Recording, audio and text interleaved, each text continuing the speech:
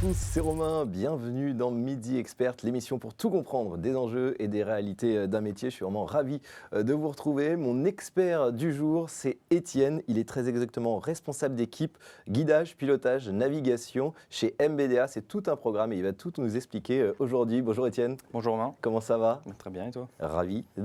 Moi, ça va très très bien. Ravi de t'accueillir sur le plateau de Midi Expert. Bon, alors avec toi, on va vraiment faire un tour d'horizon de ton métier qui est responsable d'équipe, guidage, pilotage, navigation. Tu vas tout nous expliquer, ça va être très intéressant. Mais avant de parler de ton métier, on va parler un petit peu de toi forcément. Est-ce que tu peux nous parler de ton parcours, comment tu es arrivé à ce métier? Eh ben, tout à fait. Moi, je suis originaire d'Angers. Depuis toujours, je suis passionné par toutes les sciences et de techniques. Donc, après un bac scientifique, je me suis assez naturellement orienté vers une classe préparatoire. J'ai choisi une filière qui s'appelle PT, physique-technologie, que j'ai trouvé être la plus équilibrée et la plus complète.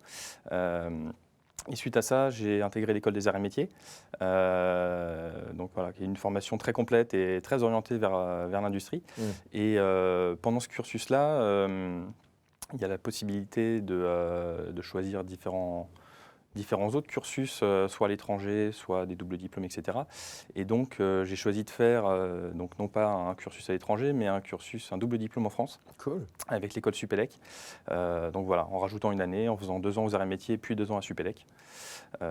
C'est complémentaire, quoi. Les deux c'est ça, formations c'est sont ce que je vraiment recherchais, effectivement, c'est d'avoir 2 formations très complémentaires qui m'ont permis de balayer la quasi-totalité des domaines de l'ingénierie. Et des spécialités, c'était quoi les spécialités? Donc voilà, aux arts et métiers, plus orientés mécanique et industrie, Ok.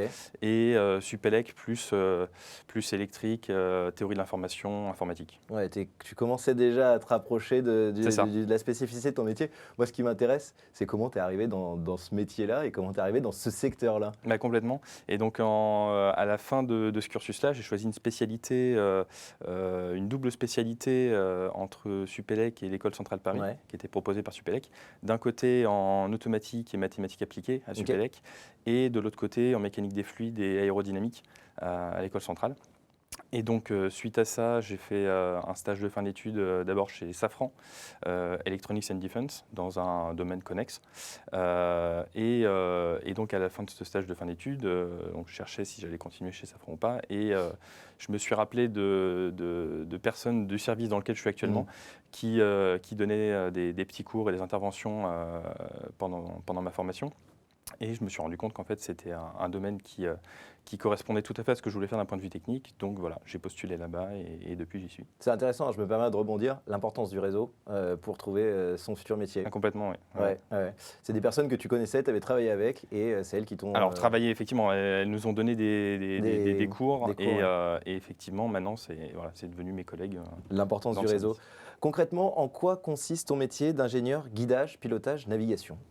Donc, je suis ingénieur guidage pilotage navigation depuis à peu près 4 ans maintenant. Et donc, ce métier consiste à concevoir et développer les algorithmes qui seront embarqués dans nos systèmes et dans nos missiles pour contrôler le bon déroulement de la mission et du comportement du missile. Et donc, c'est composé de 3 grands sous-domaines. Comme son nom l'indique. Voilà, guidage, pilotage, navigation. Le guidage, dont l'objectif est de déterminer la trajectoire du missile pour atteindre sa cible. Donc voilà, dans certains cas, c'est une trajectoire qui est prédéterminée, par exemple pour les missiles de croisière, et aussi c'est des trajectoires qui peuvent être calculées en vol avec des senseurs embarqués pour atteindre la cible, qui détecte la cible. Ça, c'est le guidage. Le pilotage, c'est le domaine qui cherche à réaliser les ordres du guidage avec les performances souhaitées au travers d'actionneurs, de gouvernes, de systèmes propulsifs qui sont embarqués sur le missile. Et enfin, la navigation, qui est le dernier domaine, qui a pour but d'estimer le mieux possible l'état du missile en termes de position dans l'espace, de vitesse, d'attitude, pour donner des informations au guidage pour savoir où aller. Et donc tout ça forme une boucle fermée qui s'auto-entretient. Donc si on fait un parallèle, c'est un peu comme un conducteur automobile qui, au volant de son véhicule, la navigation correspondrait au signal GPS qui arrive sur son récepteur GPS. Le pilotage, là, c'est le conducteur lui-même qui actionne le volant pour piloter, et le guidage, donc ce serait le système GPS qui, une fois lui avoir rentré sa destination, guide dans les rues et lui dit où aller. Et les petites alertes, attention, il y a des obstacles, Voilà, des choses comme c'est ça. ça. Ok, ça marche. Et concrètement, c'est quoi tes missions au quotidien maintenant que tu nous as présenté ton rôle? Alors donc voilà, maintenant je suis responsable d'équipe à GCN sur Mhm. un nouveau projet qui va bientôt démarrer. Et donc moi, mes missions, c'est de concevoir et de développer donc, les algorithmes pour ce futur projet-là. Euh, En tant que responsable d'équipe, de déterminer les travaux à mener et de piloter ces travaux dans les respects, coûts, délais, qualité.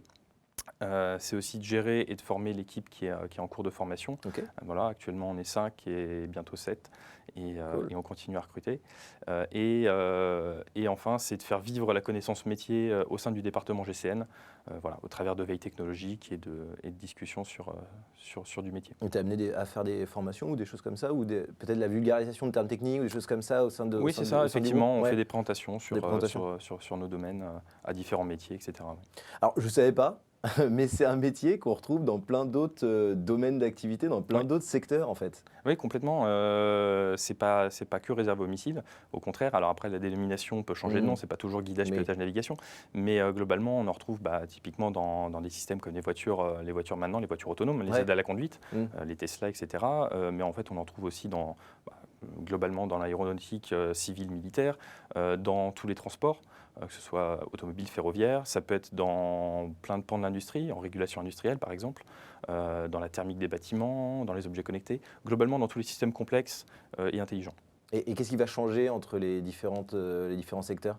Alors ce qui change globalement, c'est les produits Ok, et les environnements dans lesquels ouais, on travaille, les contraintes de sécurité forcément. et de sûreté qui sont assez présentes chez MBDA. Voilà. Et puis effectivement, la mission, parce que MBDA a une mission Mais quand même complètement. C'est ce qui fait la euh, singularité de, effectivement de de- MBDA, c'est que voilà, on a un acteur du milieu de la défense Hmm. qui est voilà, un acteur de classe mondiale et leader européen Ouais. et français. Il y a Donc, un enjeu de défense, de souveraineté exactement, c'est ça.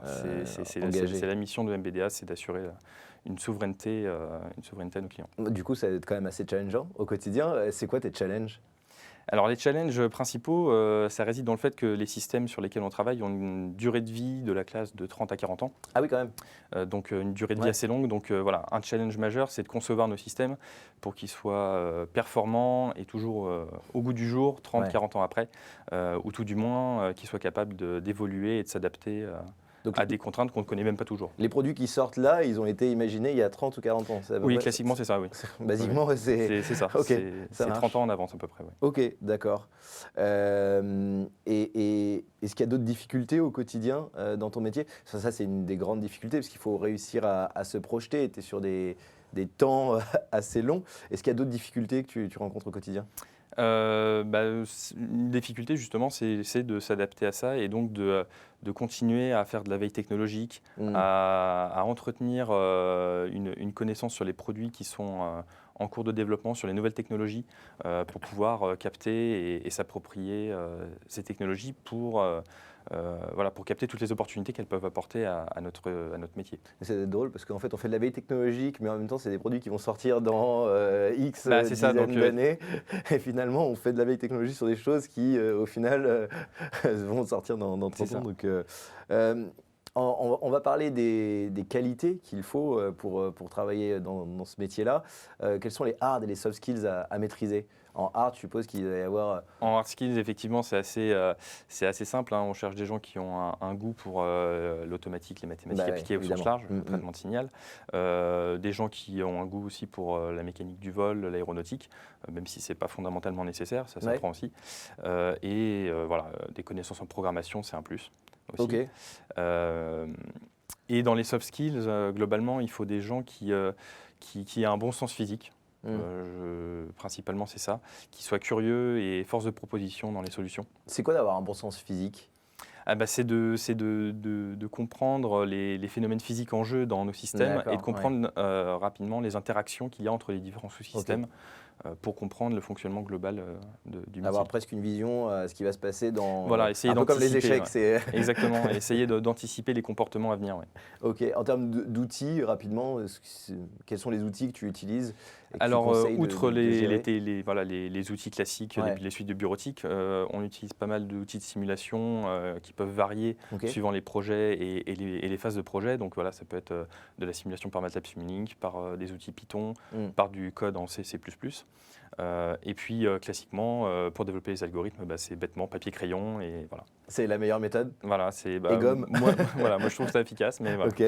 Et puis tu en parlais tout à l'heure, puisque une partie de ton métier, c'est savoir présenter aussi, savoir vulgariser. Exactement, des ça éléments c'est un techniques. soft skills important aussi, c'est de savoir présenter son travail Ouais. à différents métiers et être capable de vulgariser ce qu'on fait.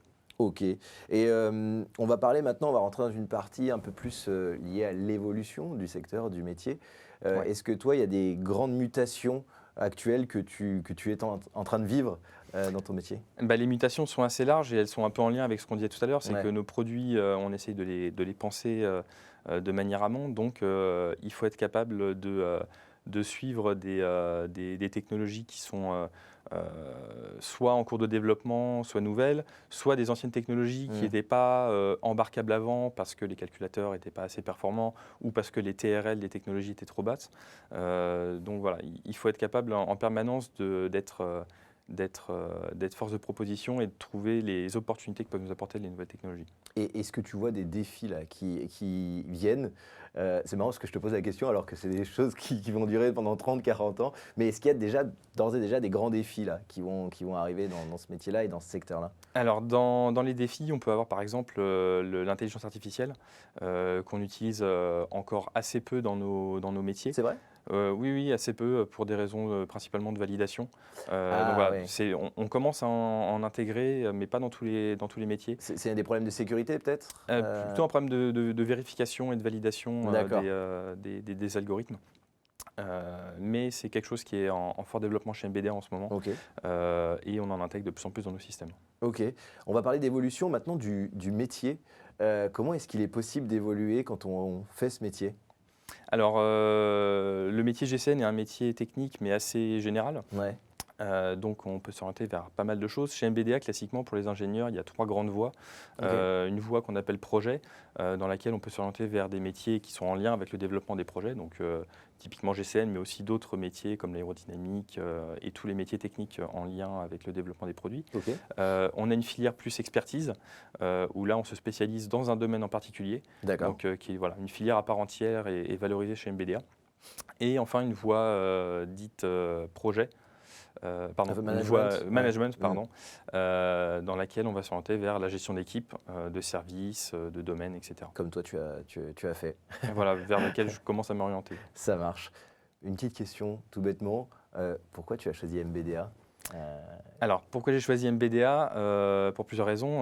D'un point de vue technique, ça correspondait tout à fait Ouais. à ce que je voulais faire et c'était pile dans la continuité. Et il s'avère que voilà, en connaissant MBDA, c'est voilà, une entreprise dans laquelle il y a un cadre de travail qui est assez appréciable, dans lequel il y a beaucoup d'avantages en termes voilà, de services in situ, de compléments de rémunération aussi par participation intéressement, hein, c'est Ok. des choses assez intéressantes, et un nombre appréciable de RTT, ce qui est voilà. Bon, Étienne, un conseil pour les jeunes talents qui nous regardent là en ce moment et qui seraient intéressés par ton métier et qui voudraient se lancer? Eh ben, un conseil qu'on peut donner pour des jeunes qui veulent se lancer voilà, dans des métiers où on travaille sur des systèmes assez complexes comme ça, moi je trouve c'est de cultiver la multidisciplinarité Ouais. et de cultiver la curiosité envers un peu tous les domaines de l'ingénierie, parce que ça permet à la fois d'être efficace quand on communique avec différents interlocuteurs et de comprendre aisément le fonctionnement de ces systèmes complexes. Et Voilà. justement, pour épancher cette curiosité, qu'est-ce qu'on peut faire? Aller faire déjà de la veille, aller se renseigner. Il y a peut-être des comptes, il y a peut-être Ouais. des réseaux sociaux ou des, Oui, ou il y a des plein de choses, lectures hein. aussi Il y à a, conseiller? oui, de la lecture alors, scientifique sur différents Ouais. domaines, mais aussi tout bêtement aller voir des gens de différents métiers, discuter avec eux Ouais. de leur métier, de leur technique. Et voilà, Et t'en parlais tout à l'heure, le réseau, c'est quand même assez important aussi. tout à fait. Ouais. Déjà, ne serait-ce que pour se renseigner déjà, et puis Effectivement. peut-être aussi pour avoir des opportunités par la suite. Last but not least, Est-ce que vous recrutez en ce moment chez Oui, MBDA? on recrute Ouais. pas mal, oui, effectivement, dans le département GCN notamment, mais aussi dans tous les autres services. Voilà, typiquement, rien que dans mon équipe, on continue de grossir, on est 5, bientôt 7 dans quelques semaines, et on va recruter 2 autres personnes bientôt. Et bientôt une campagne de stage, je crois. Ouais.